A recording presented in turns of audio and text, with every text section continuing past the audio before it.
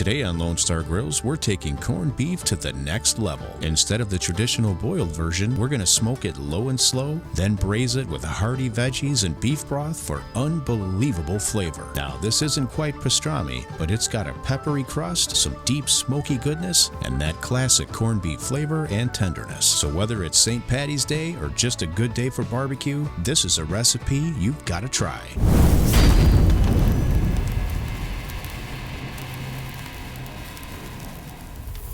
We're using a 6.5-pound corned beef flat today. Begin by unpackaging, rinsing, and then soaking in cold water for at least 30 minutes. If you're sodium sensitive, you can soak for several hours in the refrigerator up to overnight. Before the cook, remove from the water and pat dry on all sides with a paper towel. Then just use a sharp knife to remove as much of that fat from the top side as possible. We want to expose as much surface area as we can for our rub to stick to. The more surface area, the more rub to stick, the better the bark. So take your time and trim carefully so you have minimal waste. Now the fat side on ours is already pretty well trimmed, but if yours isn't, just make sure you get it down to about 1/4 inch. Now we're going to season this up with the coarse seasoning of dried garlic, dried onion, and coarse black pepper. We don't want to use any salt here because it's already plenty salty from the cure. And with this ready to go, let's head outside to the smoker. Today's cook will be done on the Lone Star Grills pellet smoker. Preheat to 275 degrees Fahrenheit, and once fully preheated, get your corned beef on with the probe to monitor temperature,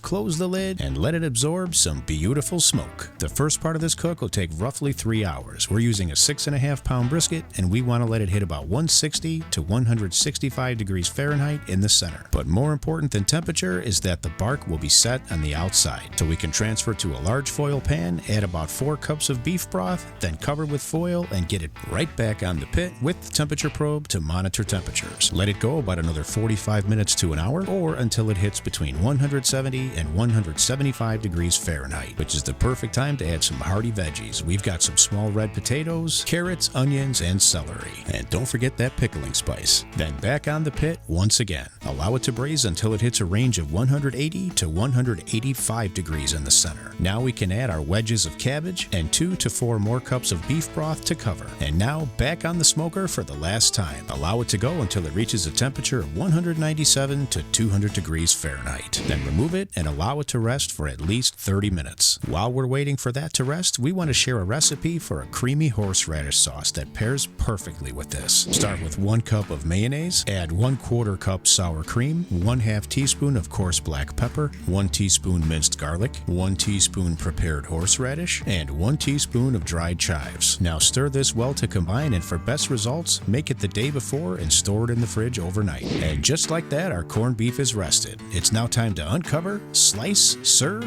and enjoy. Don't forget to like, comment, and subscribe. If you've got questions on any of our products at any time, give us a call or check out our links below. We'll see you on the next one.